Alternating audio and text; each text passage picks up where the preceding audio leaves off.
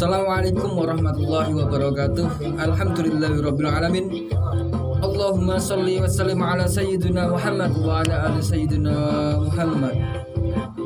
Sahabat yang dirahmati Allah, semoga Allah Tuhan selalu memberikan kita kekuatan, kerahmatan, kesehatan, sehingga kita bisa berbuat baik pada orang lain, bisa memberikan ilmu yang bermanfaat, bisa kuat dalam ibadah kita kepada Tuhan Yang Maha Esa. Sahabat yang dirahmati Allah, saya akan berbagi ilmu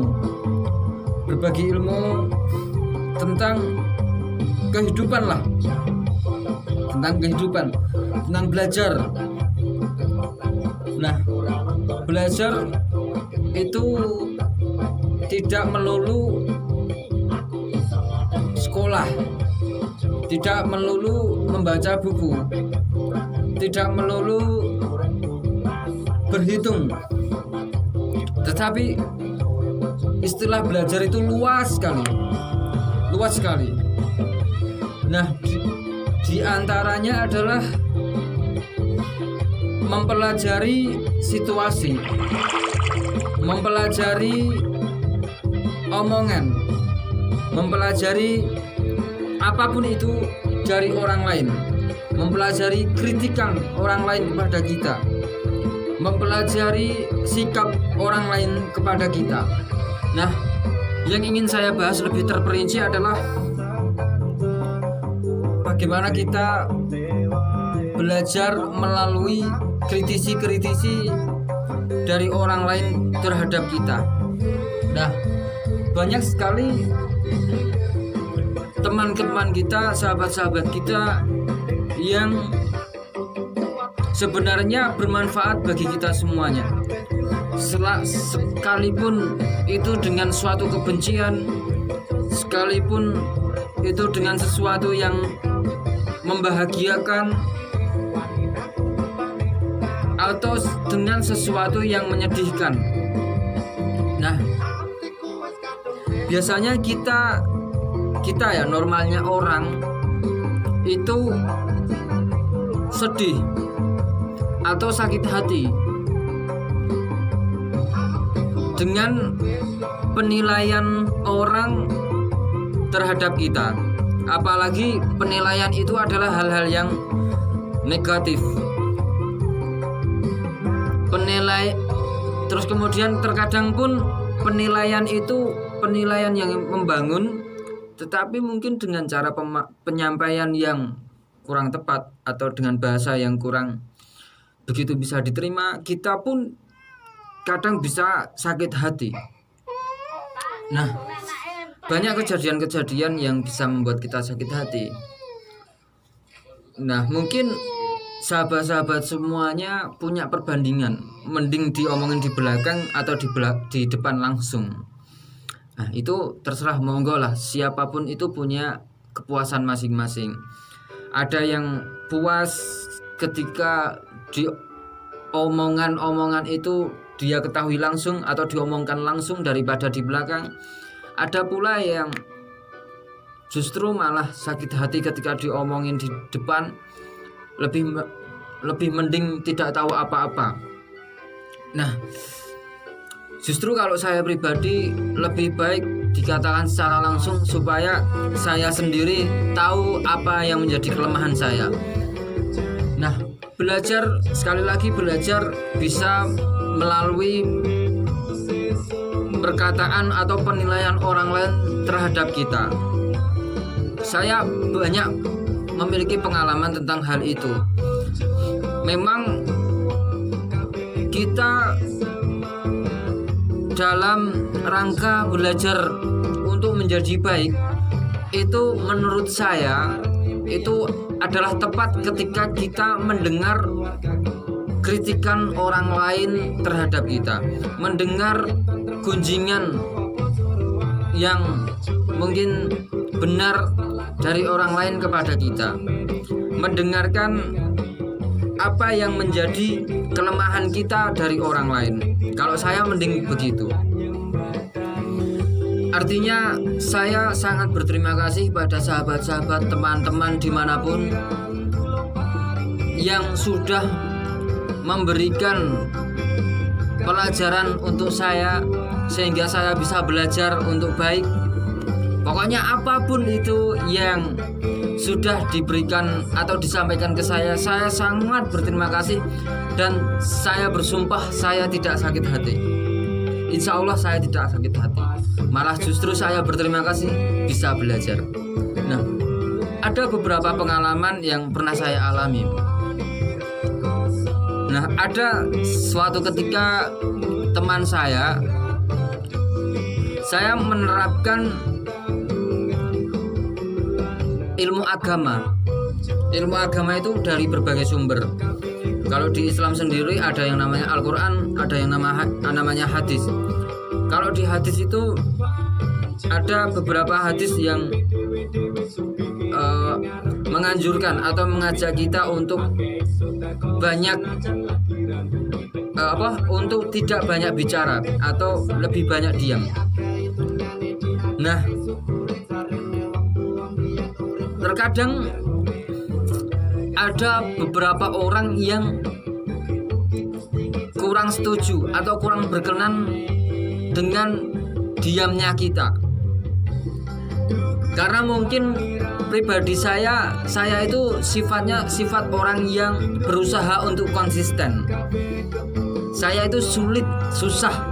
Kalau diam bicara itu susah. Kalau sekali diam ya diam terus. Kalau sekali bicara terus. Saya itu tipe-tipe gitu. Jadi susah lah untuk ngomong itu saya agak susah. Nah, saya pernah pengalaman menerapkan ilmu agama. Ya mungkin cara penerapan saya salah lah, tidak apa-apa. Yang penting saya pernah punya pengalaman dengan ilmu diam, dengan hadis yang disampaikan Rasulullah. Banyaklah diam gitu daripada ngomong. Kalau ngomong itu nggak bermanfaat. Nah, saya coba diam, tetapi ternyata ada beberapa teman yang tidak atau kurang berkenan karena kok tidak seperti biasanya ngomong kok tiba-tiba diam. Terus kemudian kalau saya sudah terlanjur diam, saya susah untuk angkat bicara, sukar angkat bicara. Nah, mungkin itu saya perlu latihan. Nah, susahnya kita diam adalah kalau sudah terlanjur diam adalah ketika kita ada orang lain yang ngajak bicara. Kadang saya berpikir, wah nggak penting, nggak usah tak ladenin lah begitu. Kadang terjadi seperti itu. Nah, orang yang banyak diam itu dia banyak analisa. Terkadang kalau saking banyaknya analisa malah terjadi negatif thinking itu terjadi, atau bahkan terjadi positif thinking. Intinya orang yang banyak diam itu kalau berdasarkan pengalaman saya, dia semakin jeli terhadap situasi. Nah, begitu. Ketika saya menerapkan diam, ternyata banyak teman-teman saya yang kurang berkenan karena mungkin saya terlalu diam, tidak respect. Nah, beberapa waktu sudah berlalu lah. Terus kemudian saya kembali lagi seperti semula, tidak menerapkan ilmu agama terlalu radikal. Nah, terus kemudian saya berangsur-angsur banyak ngomong. Ketika saya banyak ngomong, sekali lagi karena mungkin karakter saya yang sekali ngomong yang ngomong. Kemudian saya banyak bicara. Kemudian saya ingin menerapkan ilmu agama yang lain, bahwa di dalam hadis berbicaralah sesuatu yang itu bisa bermanfaat. Ketika saya banyak bicara, yang isinya banyak isi ilmu-ilmu. Kemudian ada teman saya yang menganggap malah saya dikatakan menggurui. Nah, itu ilmu yang kedua yang saya dapat. Kemudian ilmu yang ketiga, pernah suatu waktu ada teman saya yang menanyakan sesuatu pada teman yang lain. Kemudian tiba-tiba saya nggak ada angin, nggak ada hujan, nggak ada petir, tiba-tiba saya nyaut pembicaraan, omongan, pertanyaan teman saya pada teman yang lain. Nah, ketika itu teman saya mengatakan, ya kalau ngomong itu jangan suka-suka, jangan asal nyaut lah. Kalau nggak diajak ngomong ya jangan ngomong. Pokoknya intinya kalau ngomong itu jangan nyaut-nyaut lah, begitu. Nah, itu ilmu yang saya dapat nomor 3. Kemudian yang berikutnya, ilmu yang berikutnya, ketika kita berusaha untuk, atau kita niat kita mau bercanda, tapi mungkin karena situasi dan kondisi atau isi candaan kita tidak pantas. Nah, terus kemudian ada teman saya yang mengatakan pada saya, yang menanyakan isi candaan saya, begitu. Nah, itu ilmu yang keempat. Yang intinya adalah bahwa kita harus tahu situasi, kita harus tahu kondisi, kita harus tahu konteks, kita harus tahu, pokoknya kita harus tahu keadaan psikologis atau pola pikir lawan bicara kita. Kita harus tahu bagaimana karakter orang-orang yang kita hadapi.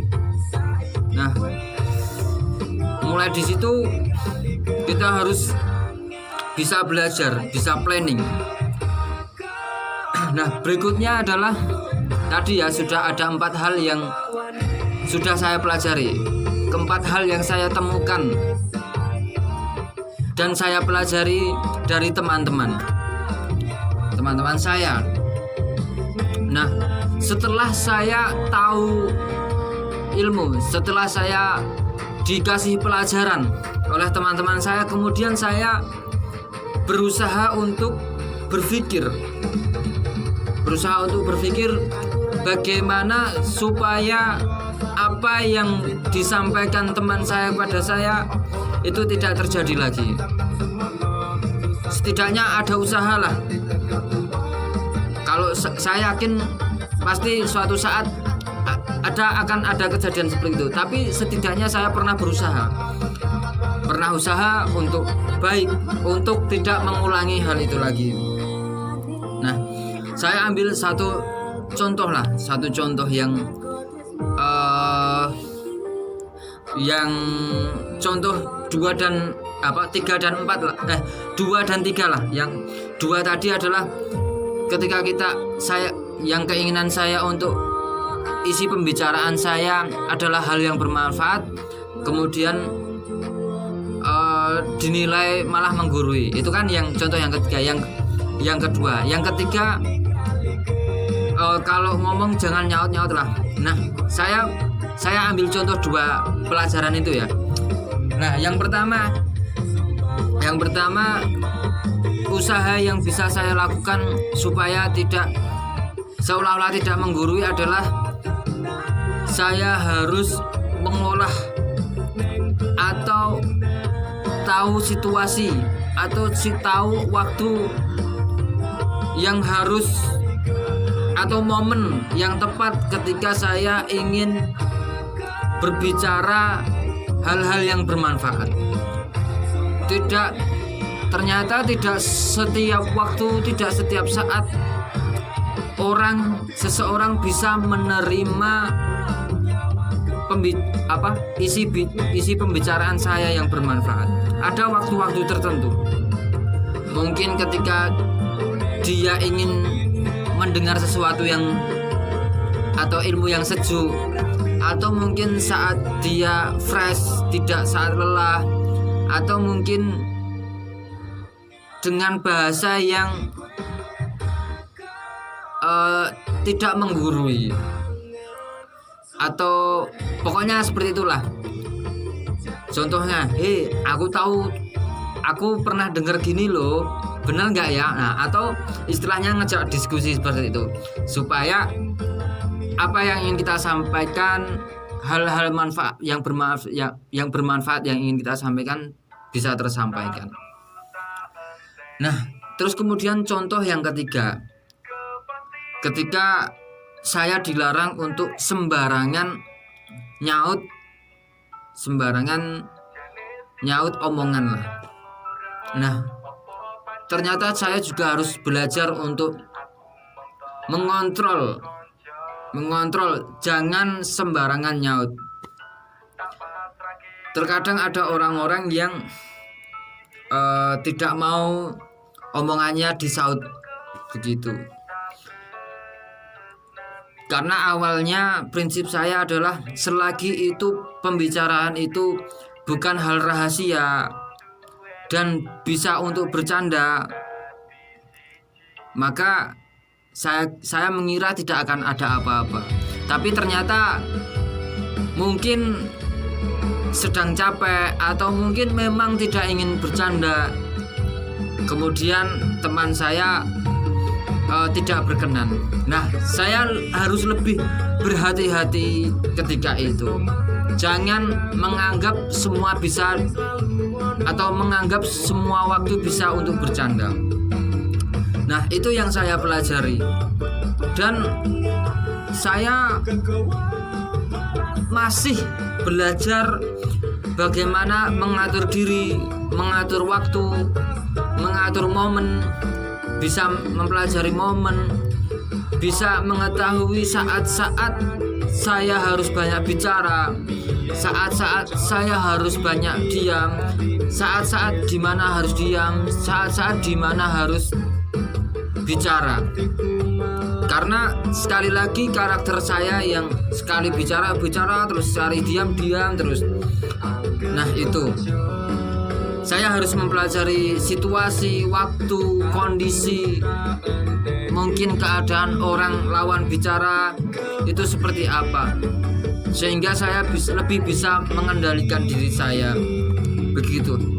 Nah, intinya begitu saja bahwa kita harus tetap belajar melalui apapun itu, baik melalui kritisi orang, penilaian orang, melalui apalah itu, omongan orang, kita bisa belajar di situ, sehingga hasil dari belajar adalah kita bisa memperbaiki diri kita. Nah, sekali lagi saya mengucapkan banyak terima kasih kepada teman saya, sahabat-sahabat saya, siapapun itu yang sudah berkenan menilai saya, yang sudah berkenan memberikan masukan kepada saya, sehingga saya bisa menjadi orang yang berusaha menjadi baik. Nah, saya sangat terbuka dengan siapapun yang memberikan penilaian saya. Insya Allah saya tidak akan sakit hati, malah justru saya berterima kasih, dengan harapan saya bisa belajar dan bisa memperbaiki diri saya. Sekian ilmu dari saya berdasarkan pengalaman saya. Semoga tidak ada yang tersinggung karena kita sama-sama belajar. Optimis dan optimis. Saya tidak bermaksud menyinggung siapapun, karena saya yakin saya dan sahabat dan kamu semuanya adalah orang yang baik. Begitu. Pokoknya positive thinking lah. Sekian dari saya. Kurang lebihnya mohon maaf. Wassalamualaikum warahmatullahi wabarakatuh.